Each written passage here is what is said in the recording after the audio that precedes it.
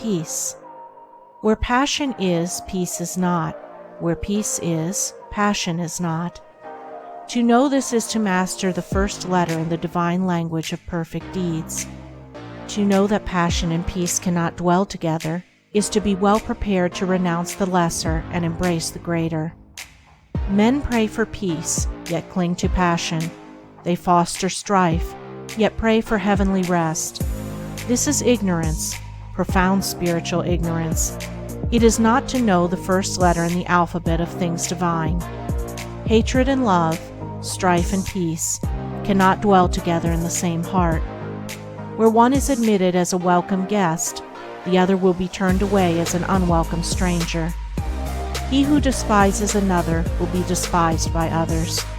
He who opposes his fellow man will himself be resisted. He should not be surprised and mourn that men are divided. He should know that he is propagating strife.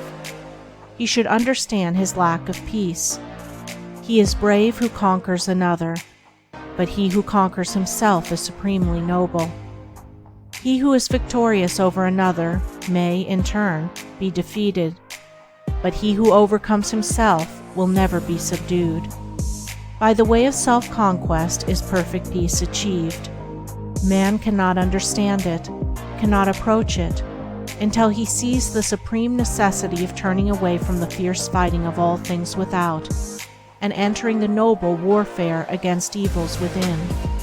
He who has realized that the enemy of the world is within and not without, that his ungoverned thoughts are the source of confusion and strife, that his own unchastened desires are the violators of his peace, and of the peace of the world, such a man is already on the saintly way. If a man has conquered lust and anger, hatred and pride, selfishness and greed, he has conquered the world. He has slain the enemies of peace, and peace remains with him. Peace does not fight, it is not partisan, it has no blatant voice. The triumph of peace is an unassailable silence. He who is overcome by force is not thereby overcome in his heart. He may be a greater enemy than before, but he who is overcome by the spirit of peace is thereby changed at heart. He that was an enemy has become a friend.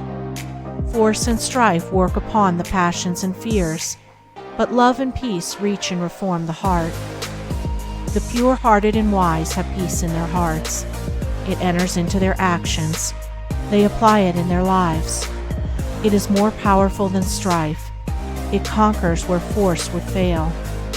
Its wings shield the righteous. Under its protection, the harmless are not harmed. It affords a secure shelter from the heat of selfish struggle. It is the refuge for the defeated, a tent for the lost, and a temple for the pure. Where peace is practiced and possessed and known, then sin and remorse, grasping and disappointment, craving and temptation, desiring and grieving, all the turbulence and torment of the mind, are left behind in the dark sphere of the self to which they belong, and beyond which they cannot go. Beyond where these dark shadows move, the radiant plains of divine beatitude bask in eternal light, and to these, the traveler on the high and holy way comes in due time. From the blinding swamps of passion, through the thorny forests of many vanities, across the arid deserts of doubt and despair, he travels on, not turning back nor straying from his course.